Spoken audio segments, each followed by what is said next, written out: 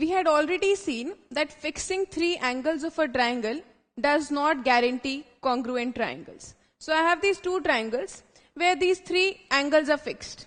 So angle A is equal to P, C is equal to R, and B is equal to Q. But are these triangles congruent? No, because there is a change in the size. Now let's just fix two angles. Would that guarantee congruency? Let's see. But wouldn't fixing two angles actually be the same as fixing three angles? Say if I fix this angle to be 50 degrees and I say that this angle is fixed to be 60 degrees. Then I know that sum of angles in a triangle is 180 degrees. Let's say this is angle X. So 50 degrees plus 60 degrees plus X should be equal to 180 degrees because sum of angles in a triangle is 180.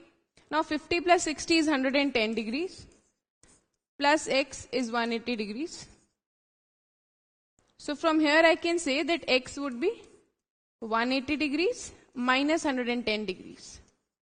So I get that X would be 70 degrees. So now the third angle, which is X, is also fixed. X can neither be less than 70 nor be greater than 70. It would always be 70 if I fix the other two angles.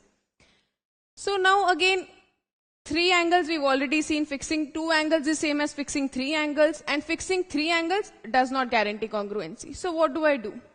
Along with these two angles, let me fix another side and see whether this would give me congruent triangles or not. So I fix these two angles and I fix a third side. So there's two angles and one side is fixed. Now I know that I cannot rotate this side because that would change the angle. Similarly, I cannot rotate the yellow side also because that would also change the angle, whereas the angle is fixed. So what I do is I can just increase or decrease the length of these sides. This side is fixed, I cannot move this. So I increase this. Now I can increase and decrease the length of this side also. So what you see is that these two lines would actually intersect at one point, and this fixes the triangle. There is no other way I can move the triangle. There is no other way I can move these lines. And this is giving me only one triangle. So it is sufficient to prove congruency by fixing two angles and one side. Now what we need to check is, would any two angles and one side give me congruent triangles? Will that fix a triangle for me? Let's see. So here I had seen it fixes the triangle. So this fixes the triangle. What about this? Now I know fixing two angles. So here the side is between the angles. Here we have two angles and this side is outside these two angles. But we know that fixing two angles automatically fixes the third angle. So this angle is also fixed. So I can say again, this is the same as this because the side is enclosed between two fixed angles. So if I have two angles and one side that is fixed, then it guarantees that I would get a congruent triangle. No matter how you pick these two angles and one side. So there can be these two angles and this side. You can take any two angles and one side. So now let's try to name them. Since the order does not matter in which you pick these, since it does not matter which two angles you're picking and which is the side which you're picking, so you can name it as angle, side, angle, or you can say angle, angle, side.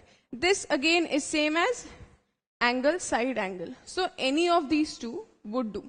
You can say angle, side, angle or angle, angle, side. Two angles, one side. Does not matter whether the side is included within the angles or is not. So if I have two triangles, say ABC and DEF, which has two angles same, 60 degree, 60 degree. So angle C is 60, angle F is 60 here. Angle B is 40 here, angle E is also 40. And there's one side which is the same. BC is same as EF, which is 6. So I can say that these two triangles are congruent by angle, side, angle, or you can also say angle, angle, side.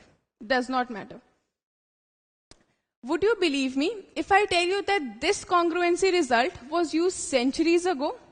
Let's see who used this and how it was used. Congruency was used in the 6th century BC by a great mathematician and philosopher named Thales, who lived in Greece. Let us see how he used congruency. There's a small trick he's supposed to have used to find the distance of an anchored ship from the shore. What he did was, he placed one stick directly in front of the ship. Then he moved some distance away and placed a second stick. The third stick was placed directly in middle of the first two sticks. Then he starts walking perpendicularly backward, keeping the ship in sight. He stops and marks this position when he just sees the middle stick in between the ship and himself in his line of sight. Further, he measured this distance, his distance from the second stick, and claimed that this distance was equal to the distance of the anchored ship from the shore. So was he correct? Of course he was. There was a trick he used. But how could he use this trick? How did he actually say that his distance was equal to the distance of the ship from the shore? Let us try to see. What we know is that he measured this distance, that is his distance from the stick, and said that it was equal to the distance of the anchored ship from the shore. So first, let's name these points. So I name this A, B, C, D, E. I name this diagram. Now what I know is that the stick C, this stick which is named C, was placed directly in the middle of the first two sticks. This third stick, which is C, was placed directly in middle of stick B and D. That we know. So what we know is that C is the midpoint of BD. We also know that he placed the first stick directly in front of the ship, so it is perpendicular. And he moved perpendicularly back from the second stick, which is stick D. So again, that is also perpendicular. So I know that angle B and angle D both are 90 degrees. So now what I want to prove is that this distance, his distance from this stick, which is DE, is equal to BA, the distance of the ship from the shore. So this is what you want to prove, that AB is equal to ED. So we know that C is the midpoint, so BC would be equal to DC. BC would be equal to DC, and angle B and D both are 90 degrees. So these two things we already know. What is the third thing? We know that these two lines are intersecting at point C. So I call this angle 1 and angle 2. So angle 1 will be equal to angle 2 because they are vertically opposite angles. So I can say angle 1 is equal to 2, vertically opposite. Now, since I know BC is equal to CD, I know this angle is equal to this angle. I know that there's another angle which is equal in these two triangles. So by angle, side, angle. Angle, side, angle. I can say that these two triangles are congruent. So I can say that ABC is congruent to triangle EDC by angle, side, angle. And now, once you know that triangles are congruent, we know that all the sides of two congruent triangles and all the corresponding angles of two congruent triangles are equal. So, ED and AB would be equal. So this is what he said. He measured his distance from the stick and he said that this is equal to the distance of the anchored ship from the shore. This is what he said.